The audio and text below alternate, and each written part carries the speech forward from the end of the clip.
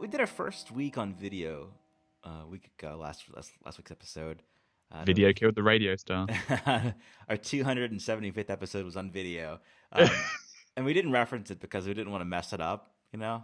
And We were trying it out. it's like, If it all failed, we'd just push it over to next week. yeah, and I think we were both happy with it. So the next challenge in the future at some point is to do live video. So we'll get there too. And we tend to record like 5 Eastern on Thursday. So if that's something you anticipate, then mark your calendar. But yeah, I hope if you didn't know about it, then check 9to5Mac's YouTube at youtube.com/9to5Mac. It will be there this week as well. And We'll still be doing audio, obviously, just if you want a video version. that's It's on right. the YouTube channel. That's right. We are audio focused. We are doing this so focused that we don't want to mess up the audio quality of the audio podcast. So that will always take precedent to any video production. So, but I think it's kind of cool. Like people have wanted it for a while, especially the live stuff, and we'll get there eventually. But also, I think kind of how I thought about it was when people are more isolated than usual. It's nice to have that face to a voice and everything. Yeah, if you're bored at home, you can put it on the TV for a change. Yeah, and even for me and you, it's different for me to see you as I'm talking because again, 275 episodes, never did that. We I always mean, we've done like video chat like offline before and stuff, but yeah, it's not. and like before we record, but then we turn it off to like preserve bandwidth and everything. Yeah, Yeah, so yeah, I hope people like it. If you haven't seen it, check it out. and one day, Zach, we will meet in person, Yeah, and that'll be the final frontier. I'd say it wasn't in the cards this year though. There was talk about me coming to WWDC this year, but we know that all went down. That's So, right. That's right. We put it out there and everything. Okay, let's talk about some news this week. We've got a lot to talk about. Some good topics, good diverse topics. So let's kick it off with the good people at Facebook. What happened this week with Facebook? Everyone loves Facebook. No, like I wanted to cover this because it's really easy to do the knee-jerk reaction of Facebook's just a terrible company that you should never support in any way whatsoever. I don't subscribe to that. Like, look, Facebook's done some bad things in the past. A lot of companies have done some pretty awkward things in the past. And yes, they are a company that fundamentally relies on advertising to make money. But they're not that far disposed from any of the other companies that you use on a daily basis that rely on advertising and data collection to make money. So Facebook gets like a pretty bad rap, right? I don't use it that much personally, but I have a Facebook account. I have it because other people do, right? You know the drill. And then in this specific case, there was a nice little happening which let everyone come up and pretend like Facebook's the devil again. So what happened in this case is that a load of high-profile applications that Spotify, TikTok, IMDb, the works, and it wasn't discriminately just these apps. It was basically any app that integrated with the Facebook SDK. So that means that there's a third-party library that Facebook provides that all these apps embed in their application, and that allows Facebook to basically run code inside of the bigger apps. And people use this for like advertising reasons or sign in with Facebook. Generally, people want to, when you're doing account setup, they want you to be able to like log in as easy as possible. So you get those different social things with like log in with your Google account, log in with your Facebook account. And technically, there would be a way where Facebook could expose just like a callback to like a web view, so you wouldn't have to embed all this third-party code. But no company does that because they all want to do data collection, they want to do analytics, so they force you to embed their proprietary SDKs in the little thing, which then can basically do whatever they want under the normal purview of the App Store rules. But if you're an individual app, you don't really know what these third-party SDKs are doing. You just drag and drop them into your project, you make them activate, and then you just trust that they're not going to do anything terrible. In this case, there was a bug which was causing all these apps to just straight crash on launch, which is bad, right? This has actually happened in the past too with Facebook and other things, but this was particularly noticeable because it was affecting such high-profile applications. Now, reasons why an application may want to integrate the Facebook SDK is advertising, possibly because you can do like Facebook display ads in the app. There is also signing with like the equivalent of signing with Apple, but for signing with Facebook, which is a big reason why a lot of these SDKs have it. And then there's a third reason, which is a bit more obscure, which is if you run Facebook advertising on the web, and those adverts include like a link to your app, right? If you want to get full analytics about your marketing budget being translated into people actually downloading the application, you have to have the Facebook SDK installed, because it correlates, like the cookies from the web, like tapping on the link in Safari, like the advert, gets correlated up when you launch the app, and Facebook SDK connects it, and then you can say, okay, I paid X amount and 10 people bought this ad directly. If you don't include the Facebook SDK, you can still run the ads on the website, but you don't get like the same analytics information, because there isn't really any way for Facebook to know if it wasn't embedded. And it sounds kind of creepy, but there isn't really an alternative way to do it. If you are running Facebook ads, you kind of want to know if you're getting a return on your investment, so you don't really have a choice as a small developer. Yeah, it's kind of bad that the status quo is the fact that all of these apps have to include all these random little mini like snippets of random third-party code, but Facebook is not exceptional here. I'd say Google AdSense is exactly the same. If you want to run Google AdWords, you have to embed stuff in either your website or your application. Snapchat, the lot, they're all identical. It was just awkward that in this case it highlighted an issue where if those third-party SDKs are written badly and something bad happens, then they can cause problems like instability and crashes. And in this case, what had happened is the Facebook SDK was communicating with Facebook servers, and it was expecting a certain data payload in a certain format. For whatever reason, the Facebook servers were sending an erroneous payload in a different format, and that was being badly handled by the SDK, and so it's just causing all the apps to crash indiscriminately. And obviously, to an average user, it doesn't pop up and say the Facebook SDK has crashed. This is the problem for the issue. Your app's just crashed and it looks bad on the source application. This was a problem for like all of May the 6th, like probably about 5 hours on May the 6th before it finally started getting resolved. Facebook rolled the server back quite quickly, but it took like longer on that for like the caches to invalidate and for it finally to get out of place. On Twitter, everyone just used this as an immediate firestorm of like, Facebook sucks. Everyone should never use Facebook in your life. Why are all these third-party apps doing all these, embedding these frameworks?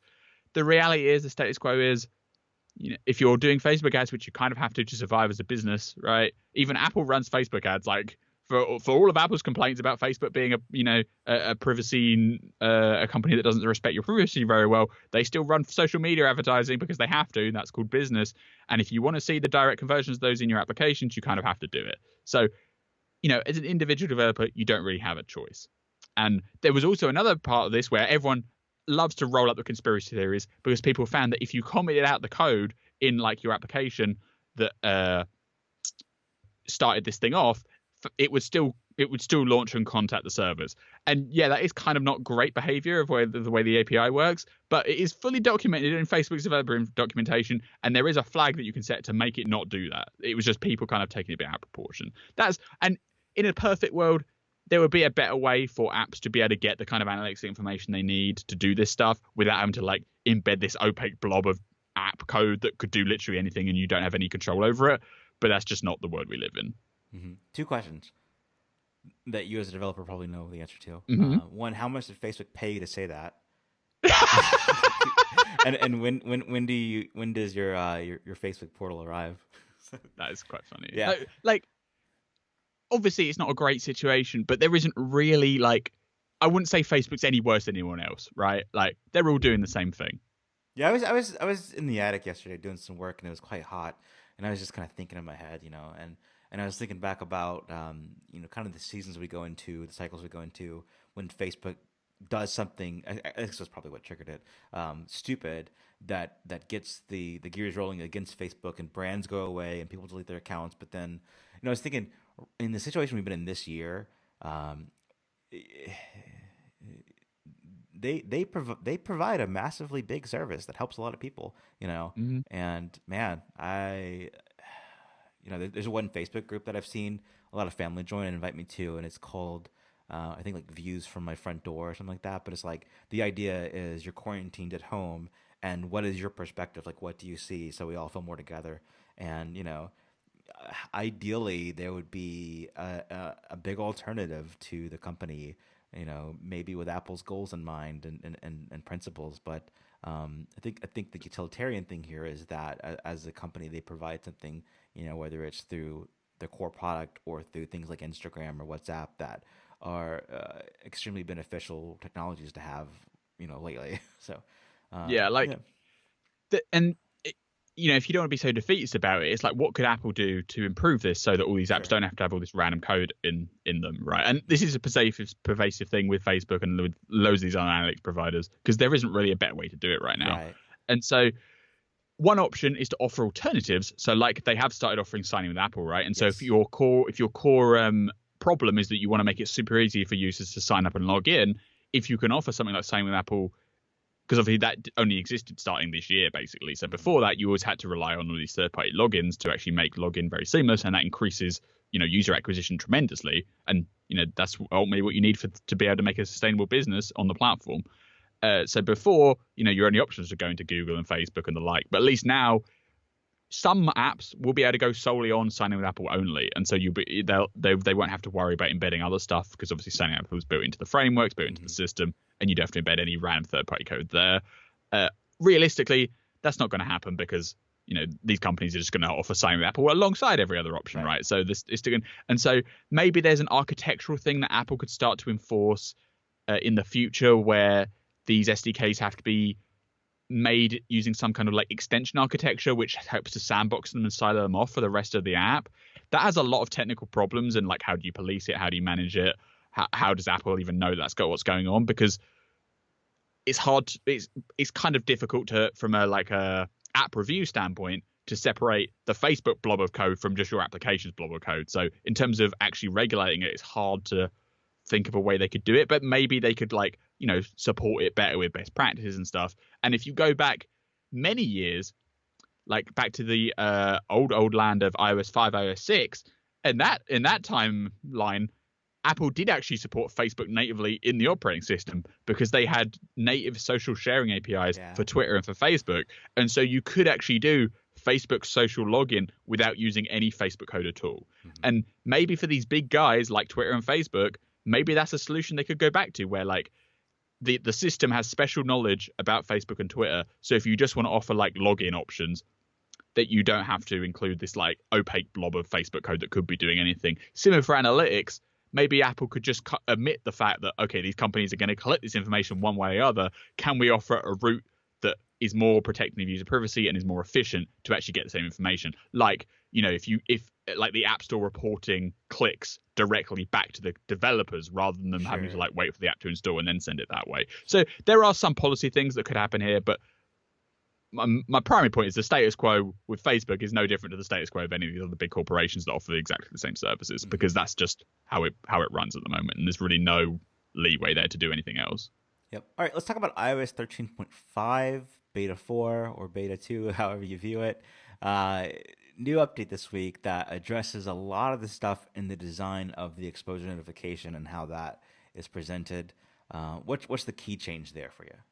Yeah, so last week we spent a decent chunk of time complaining about the fact that the settings screen in settings general privacy does not or did not really make it very clear about what you're actually meant to be doing, because it would just have the toggle for exposure notifications always enabled, but the reality is no data is actually collected until you install a third-party app that integrates with the exposure notification API, so an app that would be supplied by a national institution like a government, and then actually you get another pop-up that asks you if you want to opt into data collection and sharing for exposure notifications. And so the text and the labeling and just the button look really did not convey that properly last week. And there's enough misinformation going around about the exposure notification stuff that Apple shouldn't need to join in the mix as well. Luckily, in this new beta, they've revamped it, and it's much clearer. It grays out the toggle until you download an app that could actually take advantage of it. And there's another 4 paragraphs of text that explain that nothing actually happens until it's enabled. When it's enabled, the Bluetooth identifiers are exchanged, etc., etc. And I just went to it right now on my phone, which is running the beta, and it actually says not available in your country, and it just grays everything else out. But it has the description below, and that's obviously in preparation for the fact that Apple has controls at the server side level to turn it on and off for each region. That's right. So they can. So if the UK finally get around to supporting the Apple and Google sanctioned API for contact tracing, which apparently they're investigating. That was a report this week, wasn't it? That they're looking into it. They will be able to turn on the UK, support the app, and then in a year's time when we don't need it anymore, fingers crossed, they'll be able to turn it off so that no one can actually collect that information any longer. Mm-hmm. Yep. So that was it was a good change. I mean, there was definitely confusion even internally from my interactions, and so yeah, a good change. Something else that we learned this week is that the Apple Watch and iPhone is a new feature, sort of born out of this pandemic situation. But it's a feature that could have existed before and would have been useful. To exist now is good. And unlike the exposure notification, this feature won't go away when things are better, because it has a benefit forever. And what the feature is it kind of combines medical ID and emergency SOS, which are two features that you have on the iPhone and Apple Watch. And medical ID is where you give the health app information about yourself, like your name and date of birth and address, any health conditions you have, any medications you have, your blood type, that sort of stuff. And the idea there is if you're in the hospital or you're in an ambulance and you can't communicate that information out, then paramedics are trained to look on your iPhone. It's encrypted, it's locked, it's on your iPhone. You can access this, but nothing else on your iPhone. And the same for the Apple Watch, where even if your watch is locked, you can hold the side button down and have the option to view medical ID. And what that gives you is the person can see basically what would be on a license plus much more. And so that's very useful. The other feature that works separately until now is called Emergency SOS. And on the Apple Watch, what that does is you can hold the side button down for several seconds, and then you can call 911 or local emergency services based on your region. With the Series 5, it even changes to what region you're in, so that's a cool thing. But they haven't been connected before. and it's one of those features where once it's out, once you see it, you're like, oh, why wasn't this done already? Yeah, because they did something like a year ago where they paired up with the new like location provider, right? So that it could the emergency services, when you called SOS, would be able to get your GPS location directly. Yep. And so what the change is now coming in iOS 13.5 and watchOS 6.2.5 is the ability to connect medical ID and emergency SOS together. What will happen is if you use emergency SOS, so you hold on the side button, I think on your iPhone for several seconds or on your Apple Watch for several seconds, it'll do a countdown and then call local emergency services. And if you're in an area that supports enhanced emergency data, then it will also send your medical ID. And the reason it has to have that is because it's encrypted, so you don't want the information just to be sent out without the encryption kept. But if you're in an area that supports that, then the first responder on the other end of the phone call won't necessarily need to ask you, who are you, where are you, are you allergic to anything? Are you on any medication? Do you have any conditions? Sure. They'll just have that in front of them, and they can skip to essential information and cut down on call times. And that's pretty cool. So it's something that you can set up. You give permission for this. It doesn't just work automatically, but you give permission for this. And then right from then and there, like the idea is that emergency responders, first responders will be able to, just based on the number of people using this, shorten call times and be able to help more people faster.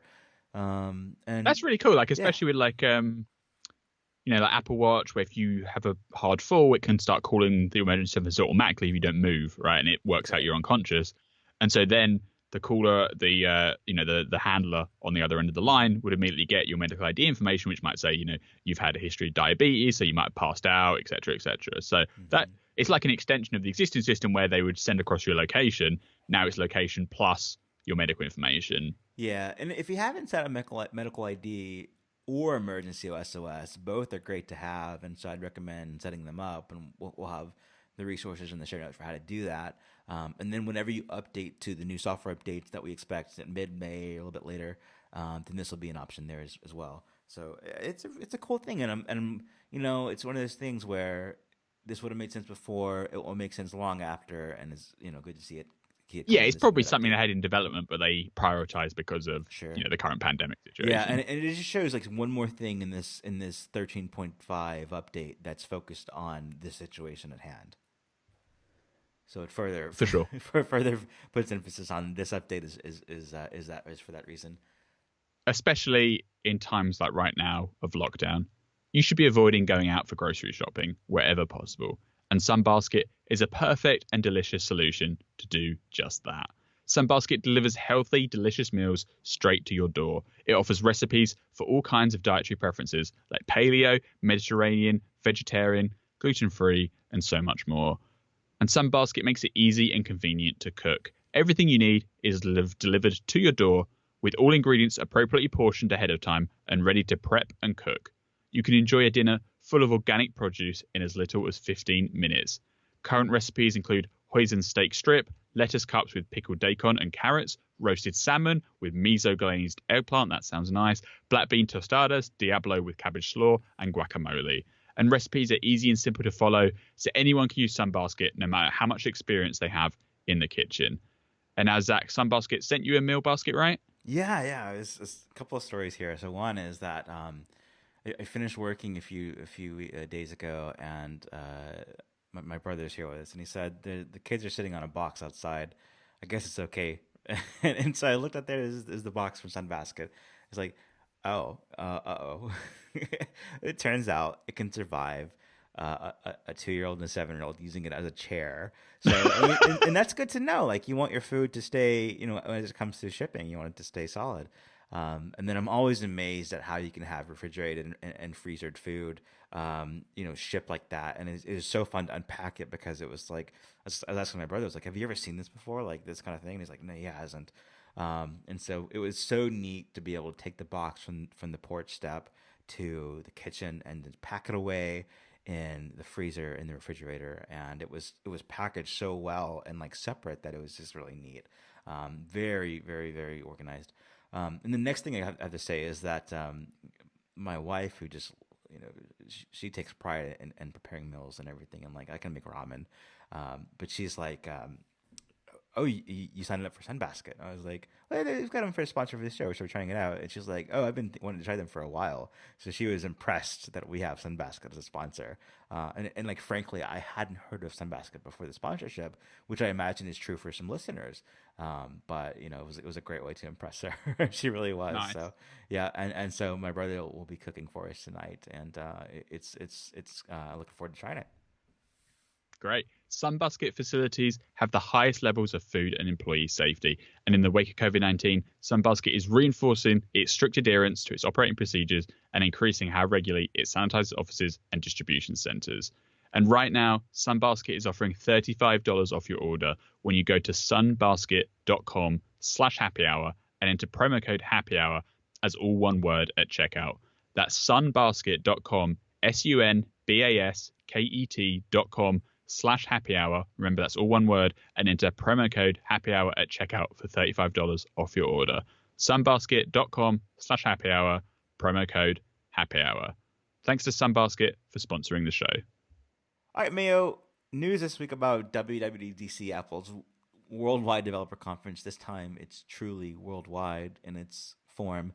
What have you learned this week about WWDC, the new virtual worldwide developers conference from Apple? Well, last month we had the incredible knowledge that WWDC would take place in June. Oh, incredible! Who could have guessed that it will take place at some point inside of June? I mean, that it wasn't July. So yeah, I mean, I guess in the current climate, anything's up for debate. But yes. It was going to be sometime in June, and it wasn't going to be in person, like. And it wasn't going to be in person. That was the big news before, right? But now in May, we have now got a slightly more refined date, because Apple has announced that it will not just be in June; it will be starting on June 22nd, which is the last full week of June. So basically, the last possible date they could have picked in June is when they are hosting WWDC this year. Obviously, it's going to be the all online event. They did not disclose any further information about the schedule. Instead, they actually said that info, including details about the keynote, the State of the Union, sessions and labs, will be shared in June. So we've got a few more weeks before we actually know for sure the layout and the schedule. Yeah. If you look at tradition, the keynote's always held on the first day of the conference, so that would be the Monday, i.e. June 22nd. And, technically that's not confirmed here, but it's unlikely to change because they use the Monday keynote to show off iOS 14, to show off the new versions of macOS. And they, in the press release, they mentioned developers are encouraged to download the Apple Developer app or additional WWDC 20 program information, including keynote and platform State of the Union details. Sessions and labs and more will be shared in June. So we know there will be a keynote. There will be a State There of will the be a Union. keynote, There will be and it's labs. probably So, on Monday. yeah, probably the But beginning technically of the they whole haven't said thing. it. Yeah. You know, I don't know why they didn't say it was on Monday because it doesn't make sense to do it on any other day because they share. They do the product presentation essentially for all the big features and all the software stuff on the first day, and then the rest of the week's the developer implementation and technical nitty gritty. Mm-hmm.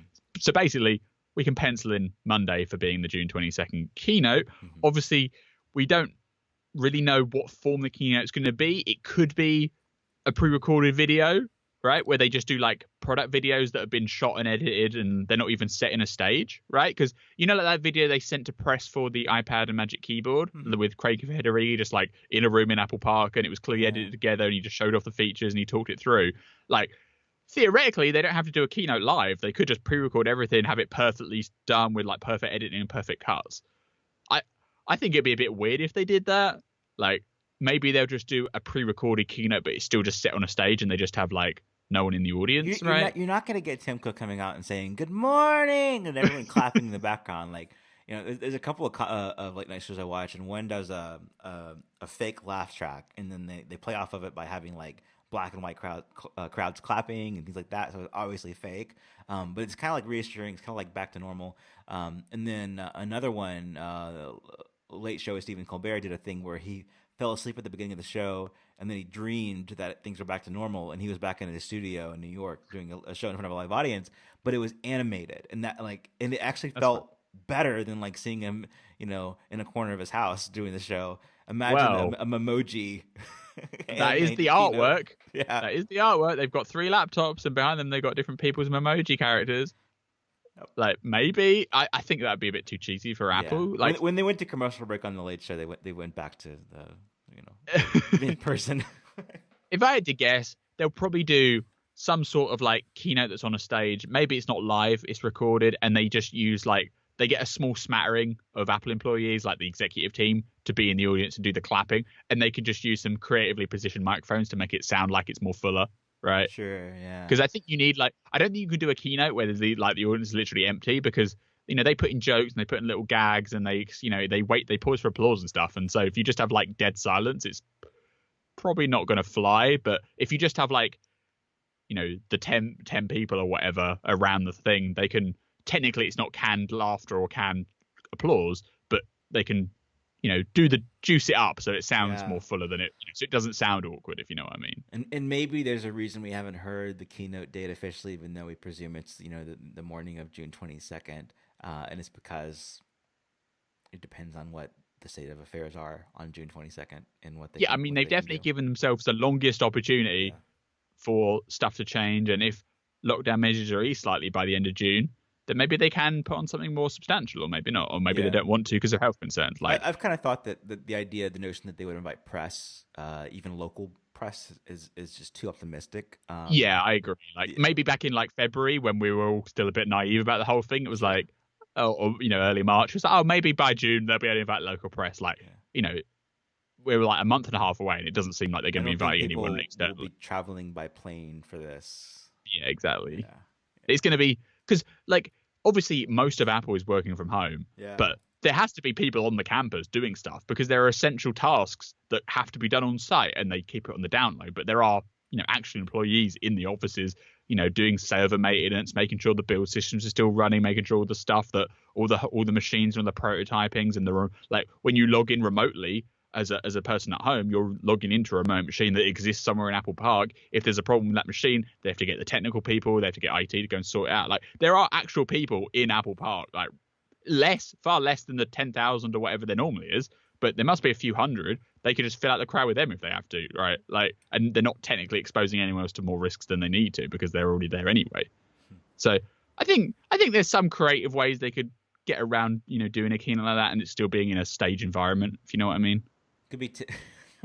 Imagine if it's all the executives from their homes. Like Tim Cook does these videos on Twitter where he's like, "Hey, it's Tim." He's got his basketballs in the background, degrees. It's a group FaceTime call with face zooming disabled, because they've got it. Yes, yeah. It's gonna be interesting what happens here. I mean, just to see how it all unfolds, because it is so different this year. They do have this new thing that's the Swift Student Challenge for developers 13 and up.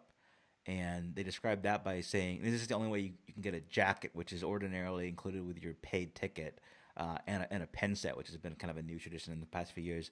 What they say about the Swift Student Challenge is showcase your love of coding by creating an incredible Swift playground on the topic of your choice. Winners will receive, only winners will receive an exclusive WWDC 20 jacket and pen set.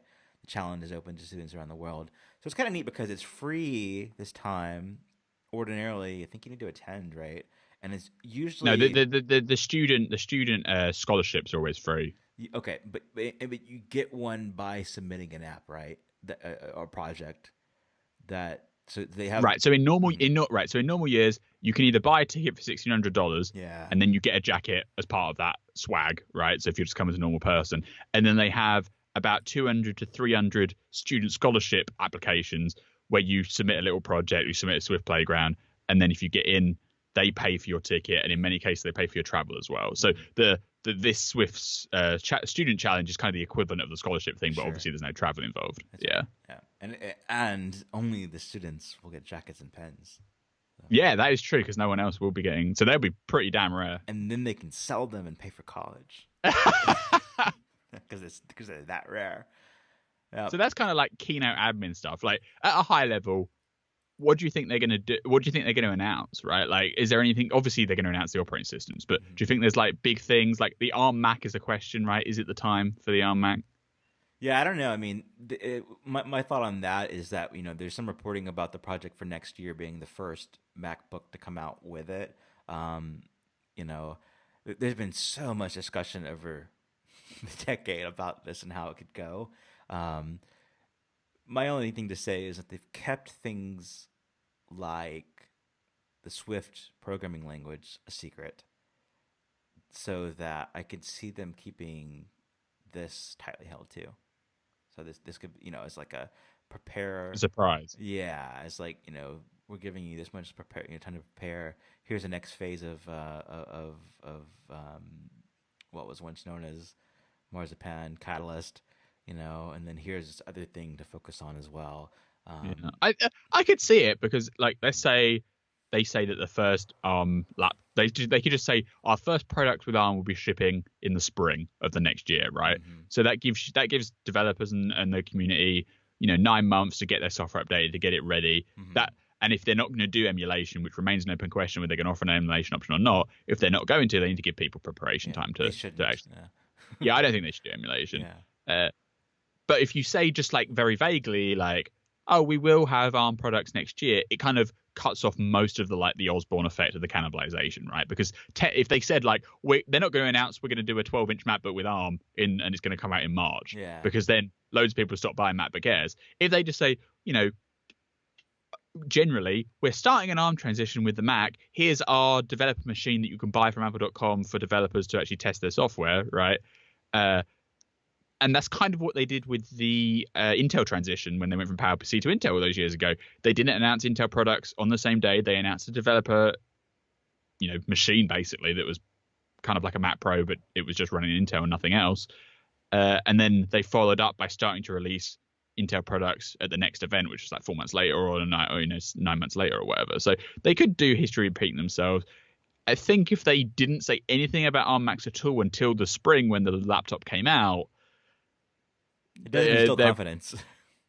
Yeah, I think they would have a more the software situation would be in much more dire shape, or maybe they could get away with it. Like if it is, because if they are going to start with like the cheapest entry level MacBook Air equivalent, 12-inch MacBook equivalent, they're not going to need all the big companies on board to have a compelling product.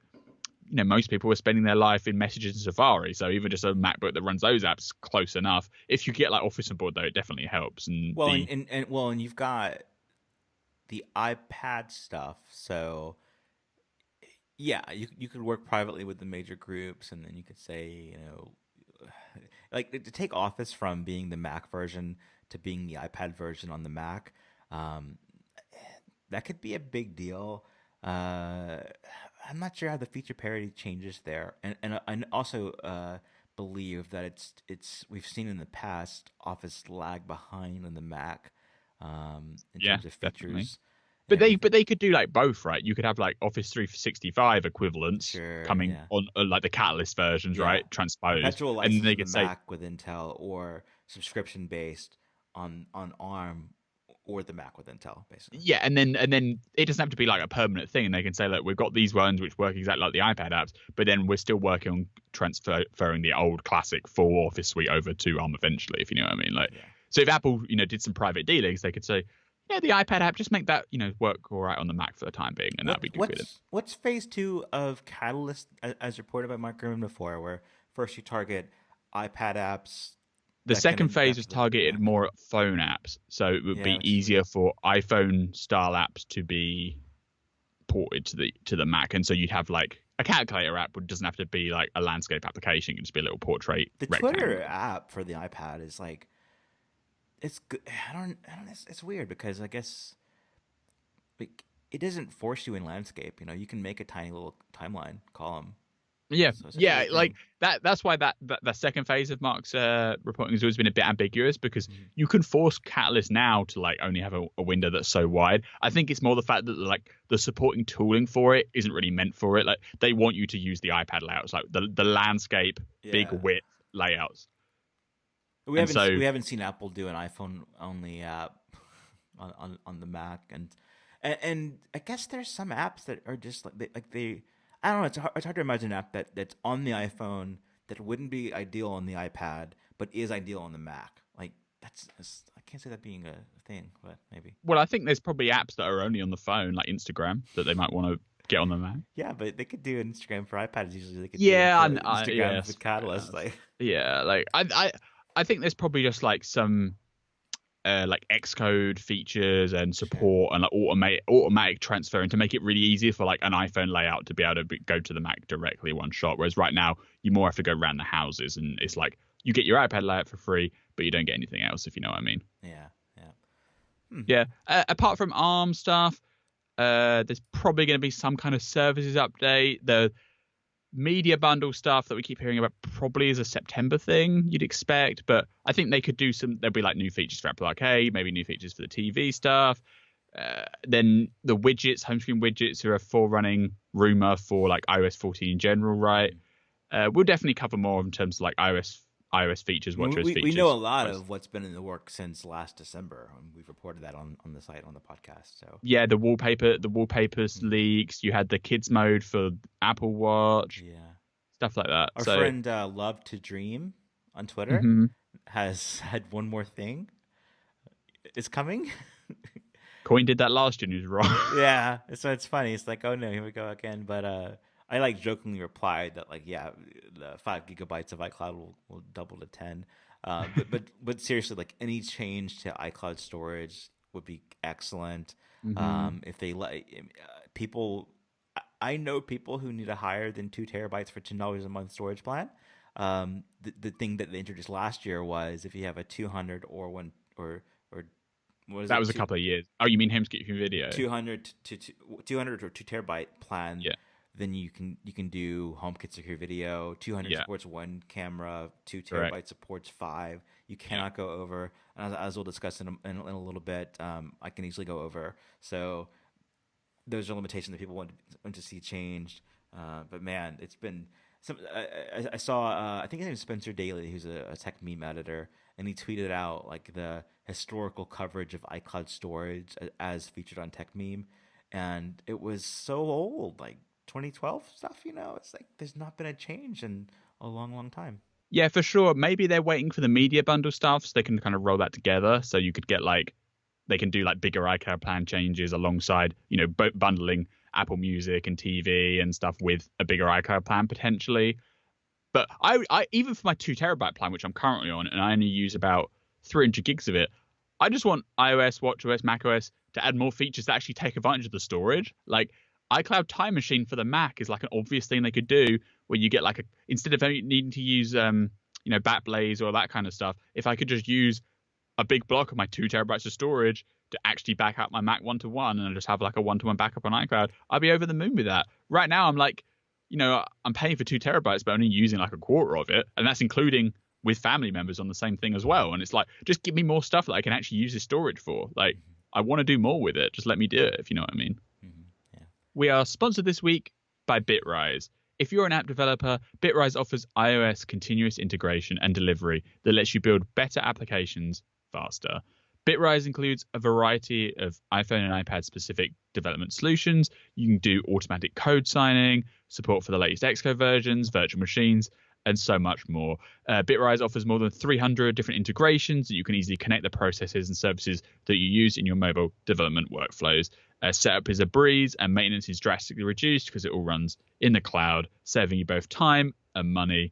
There's also out-of-the-box support for the major cross-platform frameworks used to create iOS apps and automatic iOS workflow configuration. Automate your tests for high-quality apps. Bitrise makes it super simple.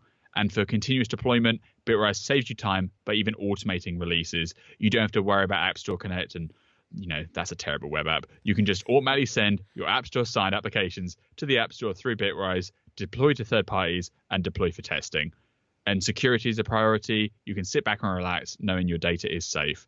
And Bitrise is already used by the world's most productive mobile teams. So why not add it to your own development workflow?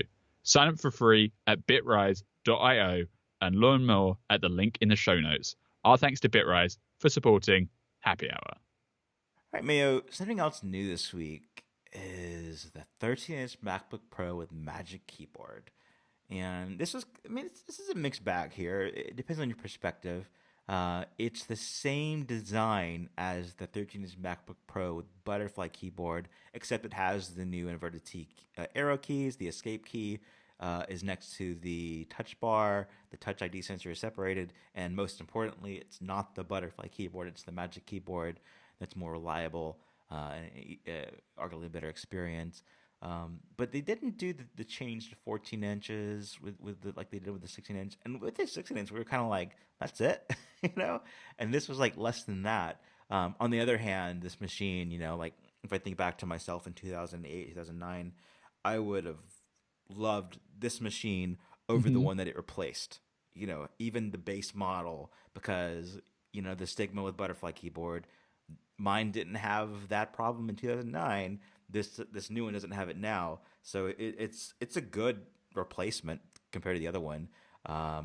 It's just there's just more to it than that, or not very much to it than that, if you see what I mean. Yeah, it depends. Like the 16-inch, we were hoping we'd get some like radical new design, kind of like iPhone 10, where super slim bezels and it would look really sleek and really futuristic, right? But that didn't happen. No. It was basically the 15-inch body with slightly slimmer bezels to support the 16-inch display, and obviously you get the Magic Keyboard stuff. But that laptop also got features like the studio quality microphones, or what they call studio quality microphones. It got the the super wide speaker system where they do the extra speakers for pretty impressive sound coming out of a laptop. And then 6 months goes by and they're ready to refresh the 13-inch, and they don't make the screen any bigger. And they don't even do features like the improved microphones or the speakers. And on the low end version, on the low end configs, they didn't change the processors either. It's still the same 8th gen Intel processors on the 1299 and the one above that, the 1499. You have to go up to 1799 to actually get new processors, which is the new 10th gen ones, which feels a bit punitive. Like, I don't know, it just seems like the base models, apart from the keyboard, are basically unchanged. Like, they did double base storage on the SSD, so it used to start at 128 and now it starts at 256. So that's an improvement for sure. They let you spec up to 4 terabytes of RAM, but obviously you have to pay for that. You have to pay, up extra for that stuff on the built order configs. If you do want a performance boost over what you got last May, you have to pay $17.99 minimum, right, for the first version of the 10th gen Intel processor, and then obviously it goes up from there. The biggest news is obviously the keyboard change, and I will say when they started doing this transition last year, obviously we knew, like Quo would report it, everyone was reporting it, that over the course of 2020 we would see all of the laptops change from butterfly back to scissors key mechanisms. I am impressed, surprised that it has actually happened before the middle of the year, right? Like when it started with the 16-inch MacBook Pro last year, I was, at that time, it still seemed like maybe the MacBook Air wouldn't get refreshed until the fall. You might see the MacBook Pro update come in June, right? And so, they're on an accelerated timeline there. Thankfully, after 5 years of disaster with the Butterfly keyboards, we're now off. Apple sells no Butterfly keyboard machines anymore as of May the 7th, right? Mhm. Like they don't sell them on the iPad. They don't sell them on the Macs. Quo had the report before that about the change to the non-butterfly to scissor switches. Yes. Before the 16-inch came about, and so he had that, and he had a timeline for it too, and it included MacBook Pro, MacBook Air, and a full transition there for MacBooks. So he got that right. He had a report about a 14.1-inch MacBook Pro joining the lineup after the 16-inch redesign, and that included a new iMac Pro, and I think that was Q4 of this year. So he didn't say, and this was in March. This was March the 3rd, so it was not that long ago. So he didn't say, there's two separate reports, and he didn't say like the Magic Keyboard will come to a 13-inch or 14-inch version. It'll all be one thing together. He just said they'll, separately there'll be a Magic Keyboard to the lineup, and separately there'll be a 14.1-inch MacBook Pro in the lineup. And this is like the in-between state of all that, even timing-wise, because he's saying in Q4 we see the 14.1-inch, and this is Q2, and we have the 13-inch with Magic Keyboard. Well, we could see a 14-inch in Q4 though. Exactly. That's what I'm saying is like, this does not rule out the 14-inch, because that was just like a feature request basically. It was like, if you look at the 16-inch, you want the same thing for the 13-inch, to change the design, make a bigger screen, a little bit, and have overall the body be very similar. And it wasn't until Quo had the report on March 3rd that it went from like a desire to a rumor, Sure, yeah. And there's been other rumors and stuff from Digitimes and other sources as well saying that the 14.1 inch is development. I think people just kind of ran with that and just assumed it would be the 13.3 inch with a bigger screen. Yeah. And clearly that hasn't happened. And so something else I'll flag here too is that John Prosser on Twitter, who nailed the release date for the iPhone SE. We had some good details on what the name would be, and the storage and the colors and the cases. He had the release date, down far in advance.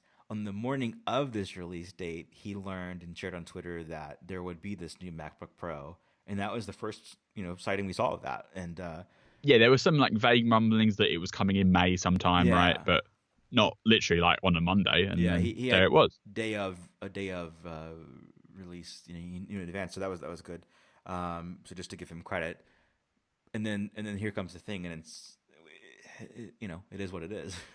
Yeah, like it's kind of disappointing, right, that there wasn't a bigger update plan, because this time last year the 13-inch didn't get a huge update either. So it's kind of like carrying on that line of like, and the 13-inch MacBook Pro is way more popular in terms of sales than the 16-inch, just because it's way cheaper, right? Like more people buy it. Like people are buying either the Air, which is their most popular laptop, or they're buying the 13-inch Pro. The 16-inch Pro, is a really nice machine, but it's also very expensive, and so most people don't buy that one. And big and heavier. And big and heavy, right? Exactly. And most people in the world, money not an object at all, would pick the 13-inch form factor anyway, just because it's smaller and more compact and portable. And so the 13-inch MacBook Pro is the MacBook Pro experience for most people. Mm-hmm. And the current one is kind of like, well, I guess it's the same as the year before, and I guess it's the same as the year before that, except that now the keyboard isn't broken, right? Like if Apple hadn't messed up the keyboard, if they hadn't made the mistake, this update would be almost like inconsequential, right? Like it's pretty small change for the situation. Obviously, it seems like they're going to have a bigger redesign coming later in the year with this 14.1-inch model, which presumably will not replace the 13.3-inch one. It will kind of like slot in between somewhere. Well, didn't they have a 15-inch update in the same year as the 16, and the 16 replaced the 15? Yeah. So this time last year, last May last year, they updated the 15-inch with the third generation Butterfly keyboard with new materials, remember? So this could be a 6-month-old laptop on the market and then get replaced.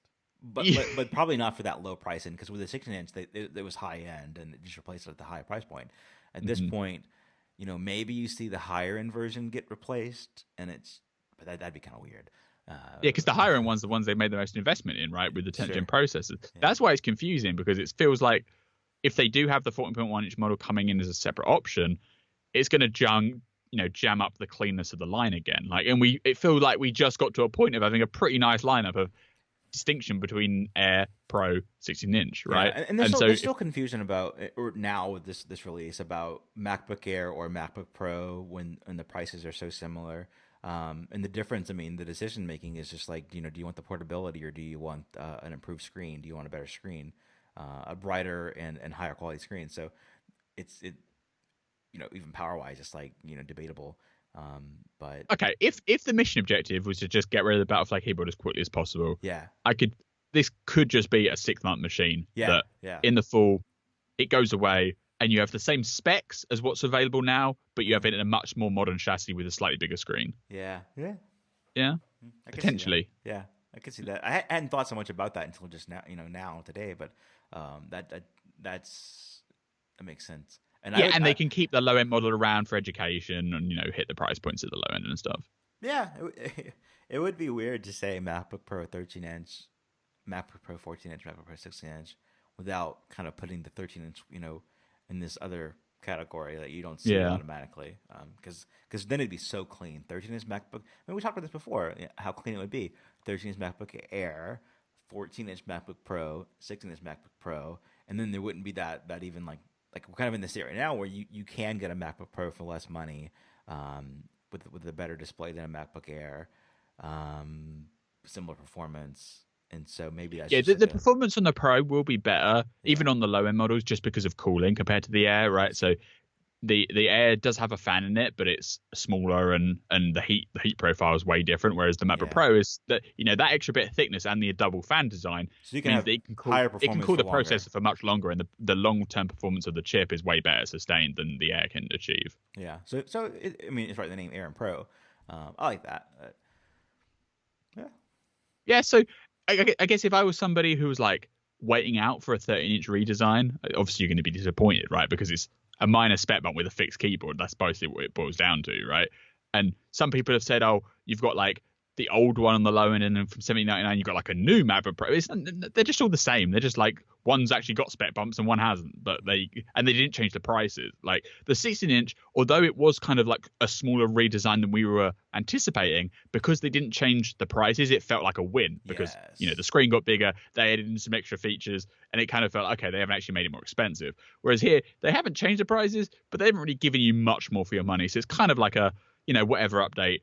We've got the Butterfly keyboard out of the lineup. That's got to be a positive, right? And then now they can rebuild from here on a lineup of laptops that everyone can't complain about. Mm-hmm. Yep. And reviews came out on Thursday for the new 13-inch MacBook Pro. So if you really are in the market for this, you can kind of see what people are saying about it. And we've got a review roundup on 9to5Mac, and just to like visualize the comparisons between 13-inch computers.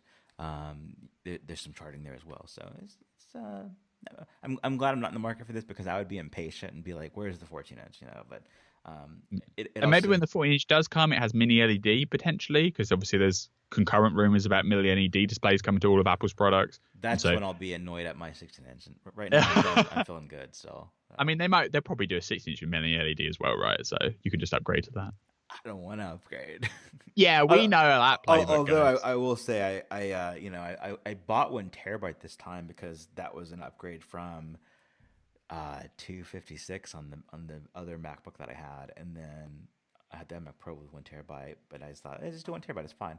And I can live on 1 terabyte now, but for being like the only computer, I'm interested in 2 terabyte. But I vow here not to replace that 16-inch anytime soon, because what I would buy next is like that 23-inch rumored iMac, and then have that be the more storage, and always on kind of. Yeah, and the iMac update continues to hang over us as something that we think's coming this year at some point, but we don't really know when. That's right. We are also sponsored this week by Pillow. Getting a good night's sleep is underrated, but with a little help, it can be life-changing. Pillow is an all-in-one sleep tracking solution to help you be more aware of your sleep patterns and discover what might be affecting your sleep quality. If you have an Apple Watch, tracking your sleep is as easy as wearing it to bed using the Pillow app. Pillow will track and analyze your sleep automatically. One of Pillow's most loved features is the ability to get a detailed heart rate diagram of every sleep session that you have. You can compare your sleep quality with your weight, steps, caffeine consumption, and many other health metrics to discover how they might be affecting how you sleep. And you can enable recording, and Pillow will save the sounds that you make during sleep, from sleep talking to sleep apnea, snoring, or just random unexpected noises in the night that might be affecting your sleep. You can use recording to find out what's going on, and a lot of users have been surprised by the results. And Pillow is very privacy minded. All of your sleep and audio data is encrypted and stored on your device. And when you're using iCloud to sync, it's using end-to-end encryption. Pillow doesn't have user accounts, so you can use it anonymously, and it doesn't collect or send your personal data anywhere else. Naps boost your focus, creativity, and overall well-being. And if you're working from home, you can take naps right now using Pillow's power nap modes. And Pillow uses the watchOS 6 extended runtime API for extreme battery efficiency. So if you're using Pillow as an alarm, you can wake up using your iPhone, Apple Watch, or iPad. And it doesn't use excess battery life. Pillow is available on the App Store for iPhone, Apple Watch, and iPad. Discover all of Pillow's features at neighbox.com/pillow. That's neybox.com/pillow. Sleep well and stay safe. Our thanks to Pillow for their support of Happy Hour. All right, I want to talk about HomeKit, and this is a precursor to a story I've got coming in May sometime, probably the end of May. And let me look at my notebook here because I've got so many notes. But it's basically like we mentioned in October when I purchased a home and moved to a house where I can make these permanent changes that I know that I won't have to change in a year's time when I move again. And it takes it's taken me 6 months plus to make many of these changes, even though I've had the stuff ready to go. It's just time and effort.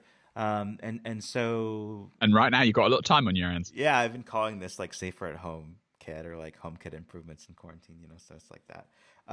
But there's a number of things that have changed that have gone beyond Philips Hue lights and Lutron switches and smart plugs. So I just want to go through a few things that'll have highlighted in the story later this month.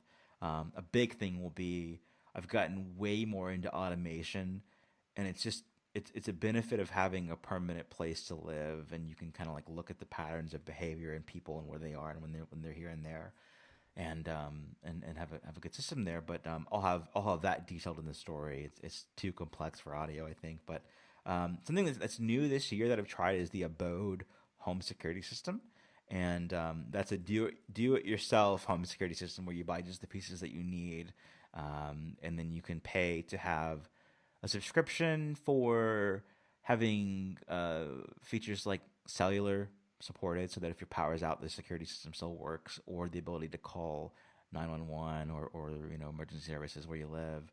And all I do so far is I just have the main thing, which is also a HomeKit camera, and it's cool for that. And then it works. It's like the main hub for the other sensors, like a door sensor. That's all I use for it right now. Is I've got the hub, which is a camera, and I've got the door sensor, which just tells you if your door is open or closed. And you can buy those on their own. But I've liked it. And Kobe has a new thing called Haven that's like the same exact concept, just a different competitor. I priced it out, and I think like getting started is like around $200 for like the hub and a couple of sensors. I priced it out, and to complete the system, which I intend to do, to have a window sensor on every window and a door sensor on every door, and to have like a yard sign that's solar powered and says like protected by Abode. It'd be about $350 or so. So that's not too bad. It's not too bad, yeah. And that's like a single cost where it's also just cool for HomeKit, like just to have. And just to be clear, that's an officially supported HomeKit product, right? It's not like a third-party thing that integrates and does it unofficially. Exactly, like it's in the Home app, and all the sensors would be in the Home app. And you can do things like you can have fun with automation, like if a door opens after hours, then turn on the light outside and that kind of thing. And it's also kind of cool, like just seeing how many times a day throughout the day the doors open and closed and everything. So, and again, you can get those sensors for windows and doors on your own, but to have it as part of a security system is kind of cool. So I intend to take the first part of it and complete the investment and have the whole system done. So that's pretty cool. I've also got the Netatmo weather station. We both have one of these, right? Mm-hmm. Yeah. And part of that is the indoor sensor. Yeah. And what I've obsessed over with the indoor sensor is carbon dioxide levels, so The parts CO2. per million number. Yeah, so the CO2, and my number has been, and it's not carbon monoxide, so it isn't like, having your car in the garage or your gas oven left on. Um, but you can still get headaches at a high level, and so it's not recommended to have higher levels. And since I've had this thing, it's been super high, like in the 2200s parts per millions, and at the high end, and like only as low as 1500 parts per million. So, it's put me down the whole research thing of like, what does this mean? How do I affect it? And I kind of wish that there'd Yeah, be like a you asked me what do I get, yeah, and I'm like between like 600 and 1,000 basically. That's yeah, generally where yeah. mine's at. So I wanted that, because it shows you also like in the app for Nintatmo, is it good, moderate, or bad? And mine's always been moderate. I've never had good before. So we did, and my wife got in on this. She thought I was obsessing over it, and so she's like, "I'm going to shut you up by doing what I can to figure this out myself." So we had, and HomeKit will only give you an alert if it's at a high enough level. Even Mhm. if it's like moderate, it takes a high enough level for it to give you an alert. But we've often seen triggers of like the CO2 alarm is alerted in the home app, and you get an alert for that. So it's like, what can we do to change that?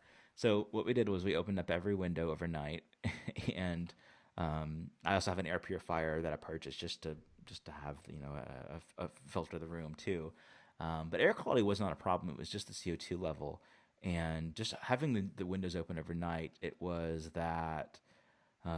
down to 400 from 2200. So, and you can look back at the chart in the Netatmo app and see like over time, like where is the level, and it had never been that low. So it's like, okay, fresh air, and we're thinking about introducing new plants. Like we've got a lot of fake plants that we can't kill just for the look, but we're thinking about getting plants too to kind of help out and control that. But it's like, never imagined in 2014 that HomeKit would be used to improve the CO2 levels on my house, but here we are. It's funny you mentioned about looking in it out for the graphs. That's what something I wish they'd put in the actual home app Me is like too. you don't get any history whatsoever. It's just current values, That's right? right. Yeah. So, and you always have to rely on like the third party proprietary apps to get the history stuff. Yeah. And so it'd be nice if you could just like tap on the current information. It shows you, the last readings from the last day or whatever, and you could just move on from there. But Yeah. that doesn't happen. Something else I thought about was, how the health app used to be so sparse, but they've added in like, what does this value mean? And like, here is the link to source to learn more about that. You don't get that Yeah. with like CO2 levels Yeah, it just or says here's a number. yeah, Have fun. go research it. Yeah.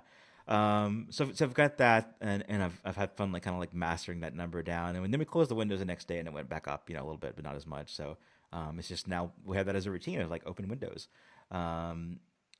Get the one link carbon monoxide and smoke detector. I had one of these a few years ago, and just moving around, I didn't keep it installed between places. But now I got a version that's battery operated instead of wired, and the luxury there is you can put it anywhere with a little installation. It was so easy because I've never had a battery version, I only had wired, and it was just like 10 minutes and I was done. And so we got to add this to the kitchen area, which is like our house is like cut in half, like bedrooms and then like living room, kitchen, laundry, etc. So this is like now in that side of the house, and that's neat. And it was so easy to do, And the cool thing there is like, if you just have one of these things and you never have a fire or carbon monoxide leak or excessive level, then what's the value there? But the cool thing that I've done in the past and then I've set up this time is, if smoke's detected after sunset, turn on all the lights in the home so that and unlock the doors. And that's the benefit of having like HomeKit throughout, is everyone can see without being like in the dark, and you don't have to worry about the door being locked as it would be at night. It's unlocked, so you just go out. So hopefully I never have to use that automation, but it's kind of a cool thing to build there. They don't recommend. They're doing things in HomeKit lately where, like a HomeKit TV, for example, it will suggest using that as like when you leave home or say goodnight to turn it off. Yeah, like little suggested scenes. Yeah, they need to do that for automations too, because like that's the big use of a HomeKit smoke detector, carbon monoxide detector is that automation for me. And that was true, a few years ago. It's true to this day. So that's one link. Yale Assure Lock SL with IM1 network module. That is my Now that is a catchy name. yeah, that is my front door lock. And I requested to review this thing. It'll be in the story at the end of the month. But the thing I liked about it is it's a keyless lock, so it's got a keypad on the outside, and the inside is just the turn switch. And they've got a version with keys as well. But I find that I've got a very good experience with the smart lock system, and a key is good to have as a backup. But I'm obsessed with having as few things as possible on my keychain. Like right now, I'm literally down to just my car key. In some cars you don't need that even. But I don't carry a house key, and That is pretty cool. I've not had an issue with that. If the main battery dies in the system, you've got a 9-volt backup battery that only Okay. runs when the double A's die, and you've got the keypad. So you would need to forget the passcode to get locked out. The passcode is the key, and it just looks so sharp to me to not have a key, not to carry a key. It's neat, and keys are a security. The risk there is that you forget your passcode or something, or it bugs out and you can't get in your home. But keys are also a security hazard because locksmiths can make keys, and you can defeat key locks. So Yeah, for sure. I really like it. It comes in polished brass, which is like this gold color. That's what I've got. Oil rubbed bronze is like the closest thing to black, and then satin nickel is like a silver. So it runs on internal batteries. So you put in like AA batteries into it. Yeah, and I've had this thing for months now. I haven't changed the batteries yet. Okay, And it's then not bad. the backup is the 9-volt that it only uses if the main batteries die. So I Is really it a pain to replace the batteries? Do you have to like unscrew something? nope, Yeah. nope. Just pop a door off inside on the lock inside, and Oh, you it's do it on just- the inside. Okay, that makes sense. yeah. Yeah, yeah. And whenever I rented, I loved the August locks because you could get the same key on the outside, and on the inside you changed your deadbolt, basically. Yeah. And with this, you change the hardware outside as well, but not being a renter anymore doesn't matter. So it's another benefit of the move. And on the bottom, we replaced the bottom door handle from being one with a key as well to being just like a lever style handle. It's just a keyless black lever style handle. So there's no key to be had on the front door, and I really like that a lot. Now the big thing here is I had to rehang my door, and this was a problem when I rented. Certain locks would report in HomeKit that they were jammed when they would work okay in their own apps. And it was that HomeKit had a certain sensitivity to, I guess, the speed of locking it. And if it was too slow, it would say jammed. And then when it's jammed, it's not locked or unlocked, it's jammed. And it can still toggle the behavior, but it's not happy with doing that. Yeah. So that Like was a wall. It's like an error state. Yeah. exactly. And and you can't say is the door locked or unlocked, it doesn't, it's jammed, and it's can be open or closed, doesn't matter, it's jammed. The thing with this is I couldn't rehang a door before, like asked maintenance to do it maybe or something, but this time it was my own house, so we took the door off, we rehung the door, because over time the door, like it's probably a 20-year-old door, and over time it just kind of like the top is what gives way first, so the top was offset. Changed that. We changed a little bit about where the lock insert is. Just moved it forward a little bit, and now it works perfect. And I'm so happy. I left it the bad way for a while, and my brother is here, and he was like, "It's kind of pointless to have a smart lock that you can't use." Yeah, I guess you're right. So we fixed it. But that's the key system. I'm awaiting arrival of a couple of HomeKit doorbells. And this is awesome. I checked in with the Tatmo, and they've got like the best looking one that we've reported on so far, but it's still not out yet. It's still in development, and it hasn't, The mythical HomeKit doorbells. Yeah. For whatever reason, just take years to come to market. Yeah, and a health pandemic just hasn't sped up the process for some reason. So there you go. But you've got the Robin Telecom Whatever it's called. Yeah. Yeah, and the thing with the Robin ones is they were like the first ones to market with a HomeKit doorbell, but they're very clearly aimed at like businesses, right? Because it's like a business style. It looks so like industrial looking. Yeah, it's huge. Like it's like almost as tall as my head, just like this panel. Yeah. And and it is kind of cool because you get your little house address etched into it, so it looks kind of slick.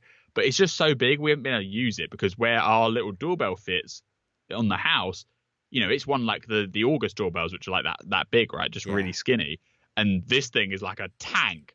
and it's so big, and you have to like mount it in this box, and you have to do all this stuff with it, and so it's just kind of like sat in my office for years at Doesn't this yours point have because 9to5Mac etched into it too?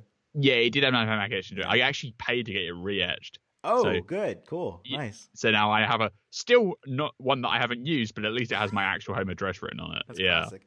Well, And like it is kind of yeah. cool, but and then the other problem with it, in addition to it being big, is it's also incredibly expensive because they're clearly aiming at like business prices. So the Robin one that I did get it for free, I got it for review. I would never bought it for myself. Right. It was at least when I bought at the time when I got it, it was €750. Okay. So basically $1,000, right? Like in dollars. And now they've come out with a smaller one. There's the compact one, which I requested, and I think it will arrive before the next episode. And it's perfect for the back door, because it still looks industrial. I mean, it's much smaller, but it still has this like the panel on it, the screen. Like you don't really need a screen, but it's got one, and it just looks like something old mainframe, like weird. So we'll put that in the back door, but it's HomeKit, and I think it's. The one you have secure video as well, yeah. Yeah, the one you have is they don't really specify for the compact one, but I imagine it is.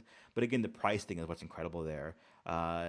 It's in US dollars, it's $540. So that's kind of a They're so tough expensive. sell. It's so weird that like Apple approved this one company that was so ahead of the market, but it was just like the one that's the most anti-consumer option, if you know what I mean. Like it's pretty weird situation. What is the application for a HomeKit doorbell on like an apartment building, and it's like the building's doorbell? You know, it's because that's what it looks like. It looks like it looks like a doorbell for an apartment, but it's only got one button on it, so it's useless as an apartment building button because it can only do one thing. Yeah, you can only chime the doorman, and why would they use HomeKit? So it's almost like they took because Robin sell the apartment building doorbells, right, which have multiple buttons on them.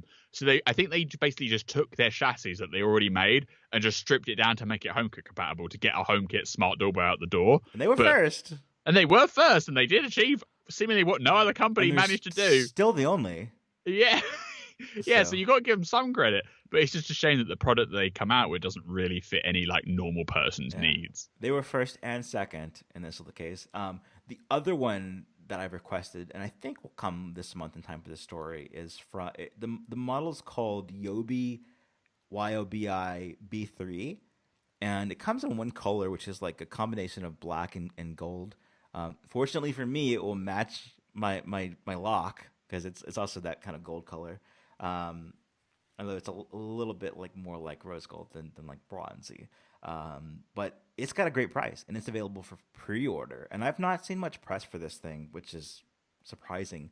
But it was announced at the beginning of this year or so. $199, so $200. That's good. That's better than a lot of like Ring doorbells. Yeah. So that's really cool, and it's HomeKit. I don't think it's going to be HomeKit Secure Video yet, but maybe maybe in the future. But that's going to be really cool because right now my solution for the front and back door is to have, in the front door, I have a Logi Circle 2 HomeKit camera pointing outside. And so I get the temperature readings and everything from the inside that I don't really need because it's not accurate to the outside, but I at least get the outside view. And I love that with HomeKit Secure Video because then you can see back, like if someone came to your door and left, like it's recorded. And so I'll replace that with the doorbell when it arrives. The back door, I'll do the Robin. The solution for my back door now is a Circle 2, but outside. It's like on the light fixture outside, and it's like somebody could just come in and plug it and take it if they wanted to. But they haven't yet. But that'll be cool to have it integrated with the doorbell there too. So I'm looking forward to that. I've got seven cameras right now, 7 HomeKit cameras. I think most of which I've purchased, which are Logi Circle 2s because I just like them that much after the first review unit. And then I've got a review unit of the baby cam, but I took the ears off of that. That's the Arlo. And then I've got the D-Link. No, I bought the D-Link too. The D-Link Omni HD because it was was the original, wasn't it? Yeah, it was the first HomeKit video camera at all. And it's probably also the worst. So, yeah. But the Logi Circles are pretty good. Yeah. So I bought many of those. So I've 7. But if the HomeKit doorbells arrive as expected, for the review. Then I'll be at 9. And right now, I think I'm at 4 for HomeKit secure video. You can only do 5. So I will prioritize the doorbells because that's the idea. And then have to take off some indoor ones from HomeKit secure video unless Apple changes the limits, next month. Let me just I'll go through a few more things here, and this will all be in the story. But this has been fun. I mentioned being in the attic for some time this week.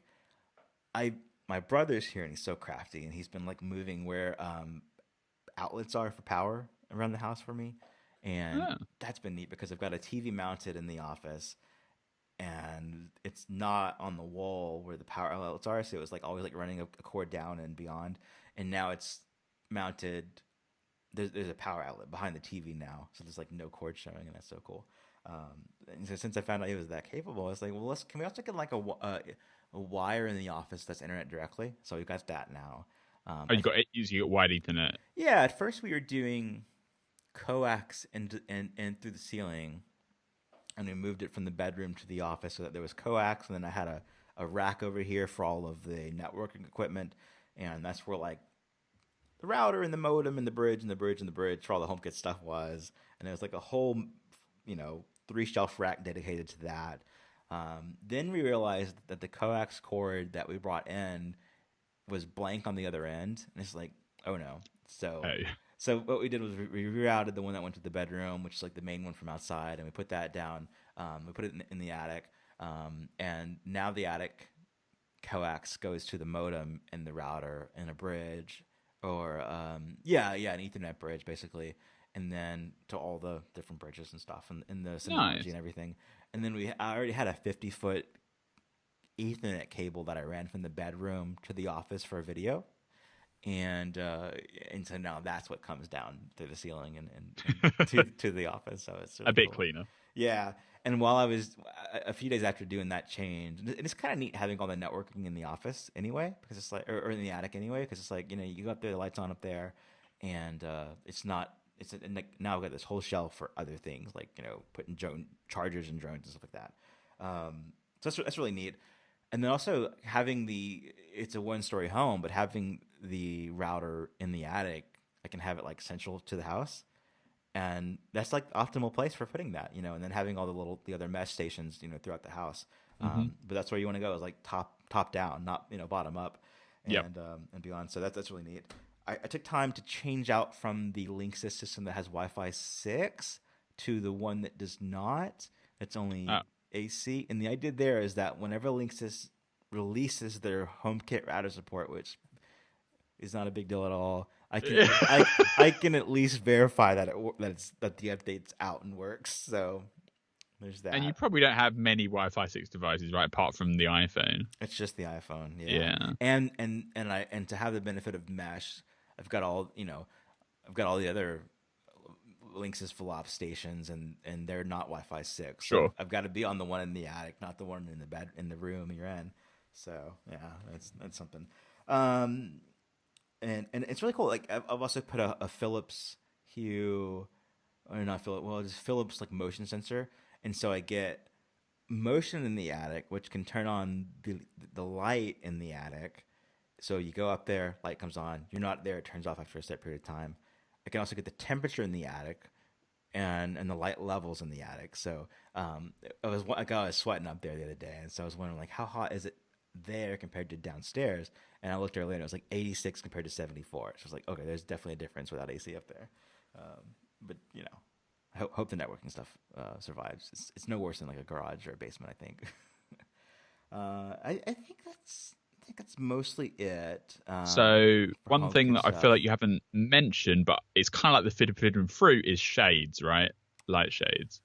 Yeah, and we've replaced all the blinds in the house with better blinds, but they're not HomeKit, right? They're not HomeKit, and that was kind of a disappointment because like the cheapest thing you can do is IKEA.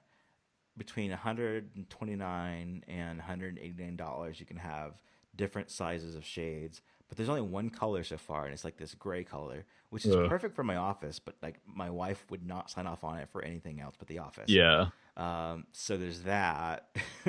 And or you could go with like the Serena Lutron route, but then it's like, man, like 800 minimum per window. Yeah, it's just prohibitively expensive. Yeah, and we've Yeah. got like one, two, three, four, five, like, tons of windows in the home, so that wouldn't be possible.